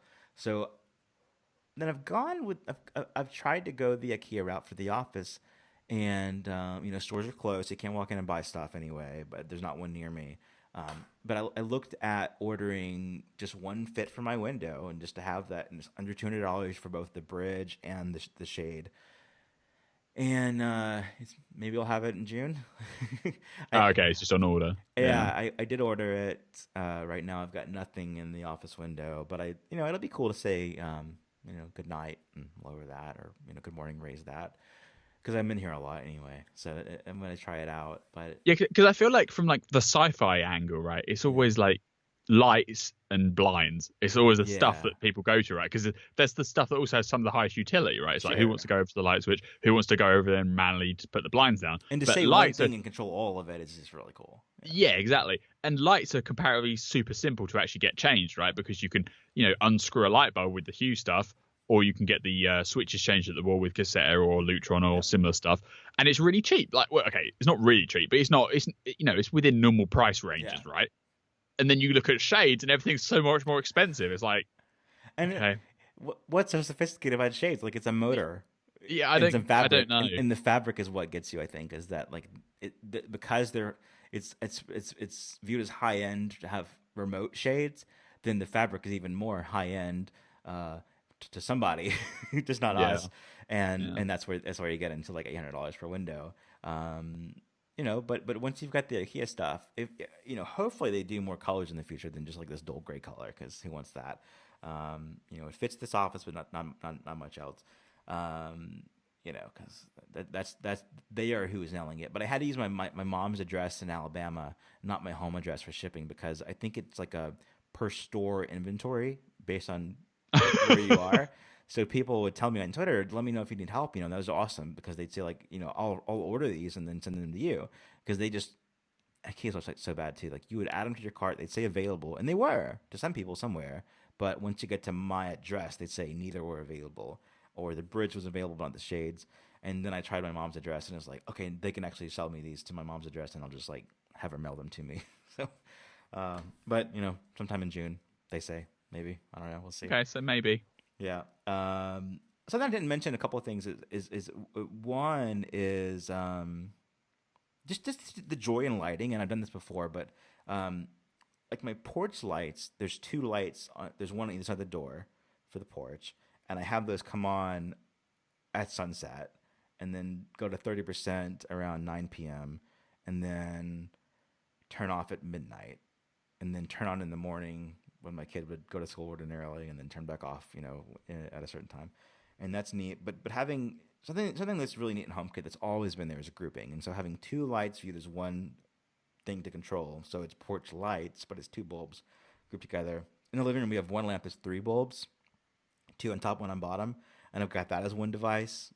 And because who wants to control those separately? Yeah, exactly. And then we've got on either side of the one of the couches, we've got just table lamps. And that's more like you could say you want to control each one of those separately, but for convenience, I've got them as one lamp and just call them table lamp, so it's plural. And then you can like dial in and just control lamp one or lamp two, but by default, it's easier just to do the two. And something that I tried, I had to buy new lamps because we had ones that we liked the look of, but they were touch lamps, like touch the base and it turns on or off. Okay. And that's okay, but then you got the problem of like the lamp being off, and my 2-year-old Rory loved that he could turn them off or on. And it was uncontrollable, so we had to change the lamps out. I told my wife, like, I was looking at lamps in the store, and she was like, "Why are you looking at lamps? We have new lamps already." And I was like, "Don't hate me for this, but we can't do touch with HomeKit. Like, it's not working." And so she understood. So we got new lamps. Last thing I'll say is about HomeKit specifically is TVs. I've not really gotten the point of HomeKit TVs before, because my experience has been through HomeBridge with LG, because my nice OLED doesn't support HomeKit, and it's an awesome display, so I'm not going to change it. But then I got another LG for a different room that has HomeKit. It's not really reliable. And it's just like Oh, back to it was actually less reliable than the Homebridge implementation. Uh, so it's oh like, dear. oh no. Yeah, so I tried that, and it was like still don't really get what it's for. And then we bought TVs for the kids' rooms through the situation that we're in, and so they were Vizio for price reasons, and their HomeKit implementation is excellent. It works as you'd expect, and I think with the LG, you like need to turn off some settings like energy settings, and then maybe it's less flaky, but still not great. With Vizio stuff, it's been awesome. Like you can see what you can control is on and off, manually through Siri or the Home app or automations, and you can control inputs. So that's the two key things there. And it's just so neat to see, like, look at the Home app. Is the TV on? Is it off? What input is it on? If it's always on Apple TV, cool, or using the built-in stuff, then it'll show that too. And you can say Yeah, like, and you still can't change inputs with Siri, right? I don't think so. You can do it Yeah. manually. You can do it You have to go manually. into the Home app, then you have to go into the details, and you have to click on the Yeah, little input button. I'll follow up on that because it might not be the case, but it's At, at, it's at least of like the start of this year, you couldn't do it. yeah, Yeah. you can't do volume, which is a big one because like with the Fire TV, you can do volume with Echo, with Alexa. So that's a big miss. And I use a Dolby Atmos soundbar from LG, and I can control that from the iPhone with the control center. When I've got that view open, it has like Mm. volume toggles there, or I think I can do like the volume buttons on the phone itself, and that'll change it too from the remote app. But you can't use Siri or the Home app to change that. So there's some opportunity there. But I finally get like what HomeKit TV is meant to be, which is the automation stuff, on-off stuff from the iPhone or Siri, and then input switching. And so now I know that what I'd really like to see next is volume control. That would be great. We'll see how that goes. And then the last thing to mention is just in my office. As I've been doing this, I've been changing some things in my office, and so I've got two displays now. They're both the LG 4K Ultrafine, the 21.5 inch, not the new 24 inch. So the better ones. The truly Retina ones, and what got me on this is I had one before that I bought, last year before that, and it was like to try out stuff for the iPad, and I ended up liking it so much that I use it with the Mac now, mostly, and these smaller ones are great when you're coming from a smaller display to these is larger. If you go from like a large display to these, and they're just like tiny and cramped, but now they're bigger than the 16-inch MacBook Pro, so they're great. And the second one I bought specifically to have a portrait orientation display on the Mac. And I got that kind of craving from seeing the Pro Display XDR in the store when it was like turned portrait. It's like, whoa, this is a whole different experience.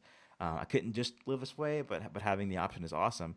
And the Pro Display XDR, you can like rotate it pretty easily. Hold a little thing and rotate it, and the system knows. With this, you've got to tell macOS display settings like which is which, and it's so annoying because sometimes they get confused, and it's like, you got to turn your head to see. And like I did a macOS update, and it defaulted to the portrait one, so it was like sideways. Oh no. Yeah, so it's not perfect, but I really like it, and it's neat having like reading a whole article without scrolling is like great for my attention. So it's cool. I've got a project here that I've been talking about with you, which is these displays. You can't daisy chain them and do like one to the other to your computer, or like one to the Yeah, they other don't to have a Thunderbolt dock. bandwidth in them. They're just USB-C. Right. And so I've got two cables instead of one, and that's not, it's kind of annoying.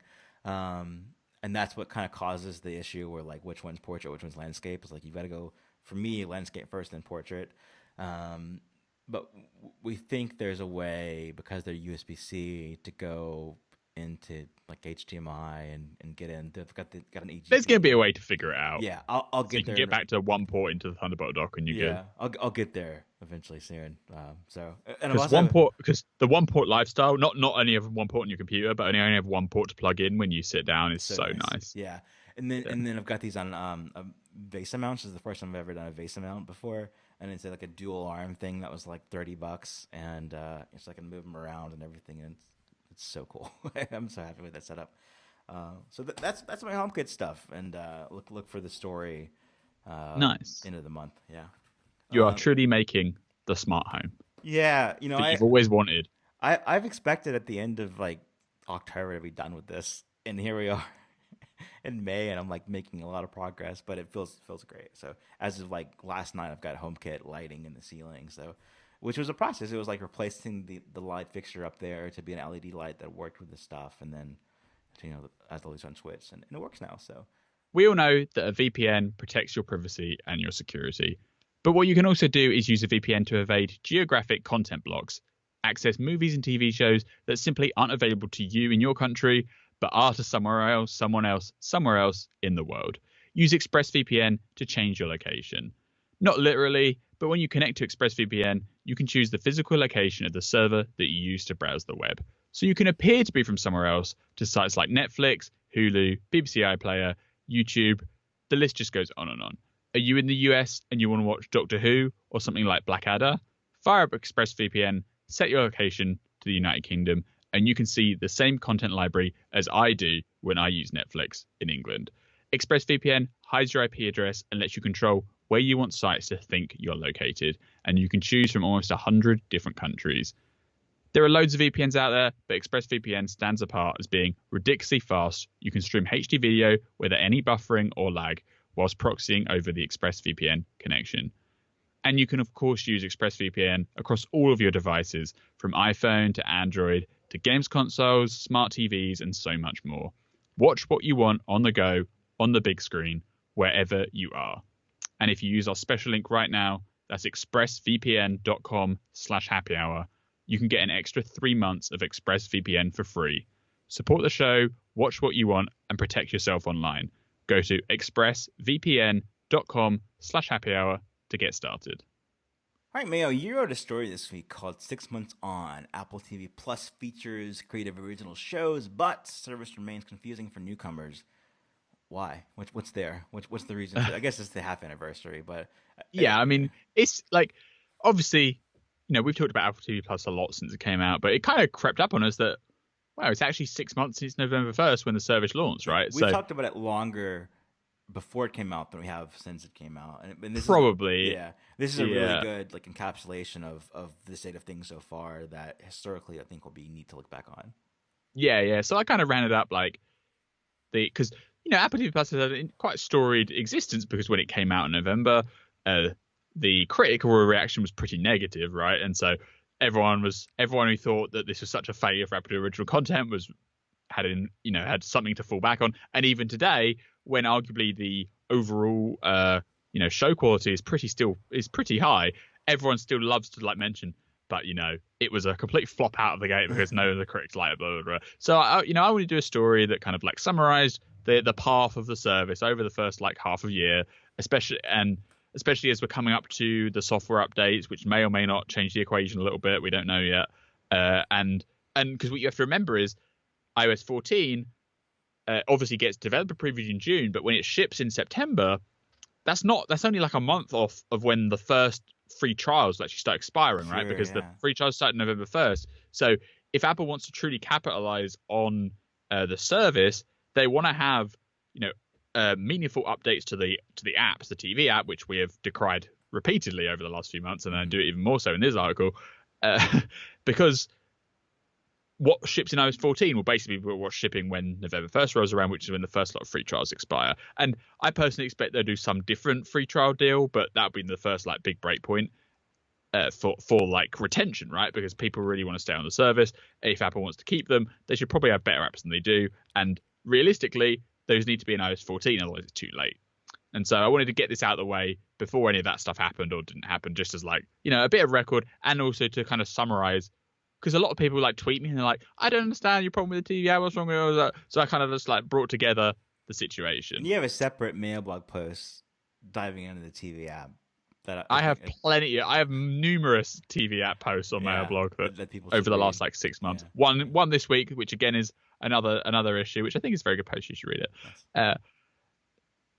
But this post in general on TV Plus was kind of the service overall. Yeah. And back in November, I think I've been fairly consistent with my opinion on the service. I said obviously 8 originals isn't enough to sustain a subscription, but it will take some time. They will build up a library. and then they probably have a shot at doing an all original service only that can actually sustain itself by the end of like next year or something. And 6 months on, I still think they're on track for that, right? So when they launched November 1st, they had 8 shows. As of June the 5th, which is the latest they've announced their schedule for, so we're actually waiting for them to announce the next lot of programming for the next couple of months, they will have 27 shows. So basically 30 individual programs. If they carry on at the current rate that they've been doing, by the end of 2021, they will cross 100. And once you get to 100, I feel like you can sustain a service, because a lot of the complaints about Apple TV Plus, which are perfectly valid, is that it doesn't have any back catalog. There isn't loads of content around, right? But if you can just like accept that Apple has enough money, so they have enough patience to wait a year, 2 years, 3 years, by the end of 2021, they will have 100 titles on the service. Mm-hmm. And when you're up to 100, I feel like you're up to the level where you've got enough that people can watch something constantly. Because when you get to 100, that's also equivalent to basically like one new thing per week. Sure. So at the moment, we went through January and then you released like one program, which is clearly, not enough for a service long term. But by the end of 2021, assuming they can keep up the rate of growth that they're doing, they will be able to release like either a new season of a show or a new show altogether every single Friday. Which at that point, I feel like the service could probably stand on its own and it doesn't need the free trial stuff to back it up with. Because if you look at like HBO, they've got thousands of hours of programming, but people aren't watching it all at once, right? They're focusing on core shows. And if you look at Apple Arcade has over 100 games. I couldn't name you all the games they've got. Like, it's too many, right? It's more than your headspace, and so it feels like a viable service. And so I think Apple TV Plus is very much headed in that direction, where they can be kind of like the new HBO of high quality programming. And basically what we said in November is true. Like, they're not there yet, but they're on the path. The TV app is basically unchanged since November, so I've had the same problems with it since November. Hopefully that changes. I think their approach to, or their reception to content is changing.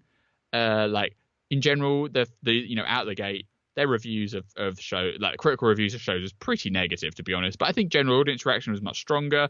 And as we've rolled into 2020, they've been getting more accolades, and they obviously won the SAG Award for the morning show.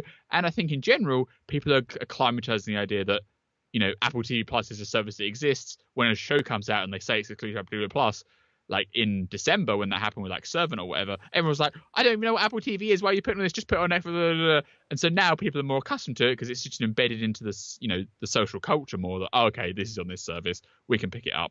And clearly Apple TV Plus is not the biggest streaming service in the world, and it's not going to be, maybe ever, but definitely not for a while. It's, you've got Netflix way ahead, you've got Amazon Prime, you've got Hulu, then you've got Disney Plus, and then somewhere beyond that, you've got Apple TV Plus. But I think and of course Apple doesn't release numbers, but you can just kind of gauge the crowd. For the number of shows that they have, I think they're on the right track, and they seem to be building an audience that is strong enough. Yeah. Read the piece, because it's thorough. Something I love in here that just really captures like what the change from the March event before to now is this. Amazing Stories was originally billed as a flagship show. Spielberg was the first famous face on stage at Apple's March Services event, but it missed the November 1st launch, debuted in March with half the number of episodes as originally ordered, and the stories were middling at best. And that's not the story of Apple TV Plus. That's the story of like one show on it. Yeah. And it's just like such a different. It shows how on one hand, like the talent, you attach Spielberg to it, and that was like their first guest on stage, and same thing for Oprah. I'd say it's like that's not what you come to TV Plus for, and that's not those haven't been the big hits. Like the Little America stuff was like what we heard the most positive about on like a single show. And it wasn't either big name, and. So, and there's still stuff from the media event that isn't out yet, right? Like, right. So they will have the one show that is still like missing in action is the Little Voice show, which was the one with J.J. Abrams, because they had Sarah Bareilles and J.J. Abrams on stage to preview Little Voice, and that hasn't come out yet, and they don't have a date for it coming out either. That's the last one on the March event that wasn't shown. They've caught up with everything but Little Voice. As far as I know, Little Voice filmed at the end of last year. So I think it should be coming out soonish, but they haven't said anything on that yet. Yeah. You see, Have you been watching anything on TV Plus recently? Home. Home. Yeah, I love Home. The documentary series. You like that, yeah? It was made for me. There's a story like what's the name? What's the one on Netflix? The World's Most Extraordinary Homes, I think it's called. Yeah, I enjoyed the content and half of the hosts. There were two hosts, and and then when I showed my wife this show Home, she was like, "Oh no, that's the one with all the terrible hosts on it." It's like no, it's not. And it actually is like a different feel than that. It's more like mini documentaries about each home versus like a reality, a tour with a host. It focuses more on the people rather than the actual just like building of the house, I think, as well. Like, yeah, and so I've seen the first episode and then each of the U.S. locations, and that is a show that was made for me. Like I mentioned, the morning show is on it. Like I'm really fascinated by how nice the apartment is. With I love that. I love that show. Yeah, and obviously content is very subjective. And people like what they like and people don't like. I think they've kept up the quality bar pretty well. I liked Home too. Trying's a really cool British comedy. It's their first British production. I think that's great. It's just like a light comedy. As a family. Yeah, it's a light comedy about a couple who are trying to have a kid, but the woman can't bear the child because she's infertile. So they go down the adoption agency route, and it's just a great like 8-episode comedy. It's so much funny, and like, yeah, it's beautiful, right? And that got some pretty good critical success as well. Home Before Dark was like a light drama type thing, like a kids. It's not really a kids mystery. It's like kind of a family friendly mystery, even though it does address adult themes. Probably divisive, but I liked it. I thought it was cool. And we've just started Defending Jacob, which is their current like premiere series, starring Chris Evans, and it's like the Chris Evans' child is accused of murder, and there's a big, who done it? Is it true? Who's hiding what? And that's currently ongoing, and that seems to be getting quite a lot of buzz, just like on Twitter and stuff. I think there was a Deadline report that was out today that said like Defending Jacob's like close to the performance of The Morning Show, which is obviously Apple's most successful series, and partly because it's got the biggest names in it, and secondly it came out on November 1st, so it was kind of like the start of everything. So if you can match The Morning Show's performance, it shows the service is growing for something that came out in April, if you know what I mean. Yeah. And that probably is boosted up by everyone's in lockdown as well, but they're taking advantage of the situation. Yeah. Did you see Phil Schiller's tweet today? Somebody asked him what his favorite show on Apple TV Plus was. Oh, did he say For All Mankind? Yeah. I feel like Spielberg got snubbed there. Because you would guess, Amazing Stories was as I would call it the worst thing they've released this year. It didn't do very well for it was definitely a flub. And I like sci-fi stuff, but the episodes were just too dry and boring. Like they weren't interesting enough to hold your attention. People had a lot of fun with making fun of the name for that reason alone. Yeah. So I guess the summary of the TV Plus article is basically just like they're on course, right? It's not a failure. It's not a wild success. They're doing this. They're getting up there. It's just a waiting game. Apple has enough money that they can take 2 years to build up a library before a library of significance. The next big test for the service, of course, is when the second seasons of For All Mankind, The Morning Show, like their big premiere things that came out started in November last year. When those second seasons come around, the question is how many people come back and actually engage with second seasons, right? Because that's ultimately how you maintain a service, is that because when the second, so say it's successful, when Morning Show season 2 comes out, you get all the people that watch season 1 to come back and watch it, plus you get an upswell of people that come to the service in general because people watching season 2 comment on it, tweet about it, and then more people join in. And so that's how you actually get that kind of exponential growth of a streaming service. And so if the content's good enough, people will come back. There are, COVID-19 is causing issues for Apple's plan at the moment, because I think it was pretty clear that they wanted Morning Show to be ready right around November, which is right around when the free trials start expiring, right? Same with For All Mankind. Yeah. And at the moment, all of their flagship shows are on hold because all TV production is on hold.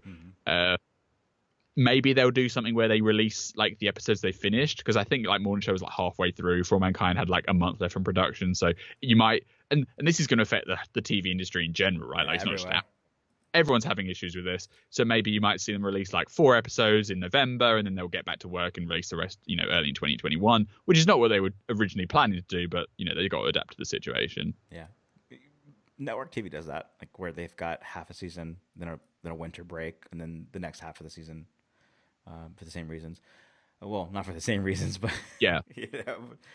Yeah, and I can't. I mean, I will stick around. I think it changed to the for arcade. I changed to the annual plan. Is there one for TV Plus yet? There is one for TV Plus. It saves 2 months, so That it's was out the door. Yeah, so I changed to that one as well because I knew from the first round of content that I was happy enough to see, like, I want to see the next seasons of this stuff. yeah.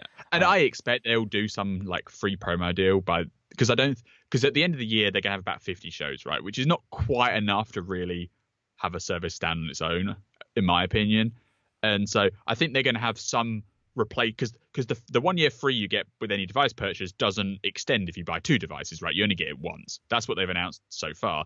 But I imagine sometime in the September time they're gonna have a new deal which maybe is like for the whole media bundle. If that's ready, maybe they do an extension. If you buy another new Apple device, you get another year of TV Plus. Like, I think they're just going to have to push it out a bit longer and then try, for actually getting monetization at the end of 2021 kind of time frame when they have crossed the 100 show mark. I just don't think at the end of the year they can really get away with it. Maybe they're going to try and we'll see how well it goes. But I I would imagine that if you're renewing like us, right, we're going to buy Apple devices, right? I'd imagine they're probably gonna have another free promo of some description before. my guess would be maybe if you didn't take advantage of the offer last year, that they just extend it, and then if you buy a new device this year, then it works out. And if you did it last year, then it's up to you to stay around or not. We'll Yeah, see. I will say that is obviously like all they've announced to date, right? Like, I would be surprised if they don't do some offer promotion where people who already got the free year can get another free year, something like that. Because I think as it stands right now, they don't have enough content to compete with Disney Plus and Netflix and Hulu and stuff. They have great shows, but you just need more of them, right? Like, and you don't need to. And this is what everyone gets to me when they come at me. They're like, "Oh, yeah, but you're never going to get to Netflix's amount of content that comes out." Like, and Netflix releases like 40 shows a month often, and of course, Apple is never going to go for that play. They've shown no interest in it, and I don't think they need to, right? You need a decent stack of content and a decent stack of shows, but you don't need like 40 a month. If you can get to one a week, one new show a week, I feel like that's a pretty good clip that can keep people engaged. It has enough new content to keep people interested. And if you're selling, $4.99, $5.99 a month, you can keep people around, right? Like, I don't think you have to go to the Netflix levels of numbers of shows. And they're going to get there on their current path if they carry on like that, right? Yep. Yeah. Anything more on TV? So TV app sucks, right? Hopefully it gets fixed. You can go There you into go. why if you don't agree. Yeah, it's good. Yeah. So TV Plus, I'd give it like a solid 7, Out of 100? 10. Out of 10. Okay. Yeah. There you go. I want to mention a few things with watch time this week before we head off. One is that there's a new episode out this week with developer Rahul Mata, and it's kind of fun. He released a new app on the podcast, so hit the button, go, and now it's out. It's called Activity Stats, and so we talk about that in the episode. We also talk about something I teased before, which is the 9to5Mac Watch Time podcast virtual 5K. And now that we have the June 22nd WWDC date, I now know how that will go and how you can get one of those 9to5Mac stickers I mentioned before. So be subscribed before June 17th, because in that episode, I will announce how we're doing that. And we've got a kind of a cool, sophisticated way that involves his app Tempo as to how we're gonna make this possible. But the 5K will be on June 23rd, so the day after the keynote, presumably. And it'll be, an hour on watchOS 7, basically, because it's the Apple Watch podcast. And so that'll be a thing. And there'll be some other cool perks to that as well. So check that out. On my other projects, basicexplorer.com, I just want to give a little bit of a roundup of some things that have happened this week. And it's kind of fun with Mayo. Did you know that NASA and SpaceX are sending actor Tom Cruise to space on a SpaceX rocket to the International Space Station to film a fiction movie? I did not know that. Yeah, it started out as there's a reporter for Deadline who had like the mini scoop earlier this week, and it was like it's really early stages, and there's no film company behind it yet, but it's like this is the thing that's going to happen, and it'll be the first It's time. nonfiction? No, it's fiction. So there's Okay. been nonfiction on the space station, but it's like filming there with the astronauts. This will be sending an actor on a SpaceX. So rather than doing it on a set with like CGI, they're gonna do it for real. That's right. So Tom Cruise will presumably have to train to the minimum level, and then, you know, will be qualified as an astronaut and film this movie on the space station. Interesting. Yeah, so that's a thing. But that was the rumor, and like the first comment was a SpaceX employee anonymously saying like, "There's no way it's gonna happen. This is baloney. You know, it's just not possible." And then the next day, NASA Administrator Jim Bridenstine just had a tweet that was like, "It's true." You know, it's like, and then it wasn't that clear that, like, you know, that Tom Cruise will go to space to film the movie. It was just that there will be a movie filmed on the space station with Tom Cruise in it. But then a NASA spokesperson confirmed to CNN that no, he's going to space on a rocket and for the movie. Like, What? so that's, you know, and the whole idea there is that it's a high profile actor who will be able to kind of spread the, you know, like, for decades NASA's worked with film companies on you know, getting things correct and right and everything to drive the mission, and this will be just like that, plus filmed in space. So that's going to be fun. And then the last thing there is just on May 27th, there's this big historic mission to send American astronauts to the space station from the U.S. for the first time since 2011 when the space shuttle ended. So I'll have hopefully some fun stuff in the lead up to that on the site. And it's also the first time SpaceX has sent humans at all on one of their rockets, so that's going to be a cool thing.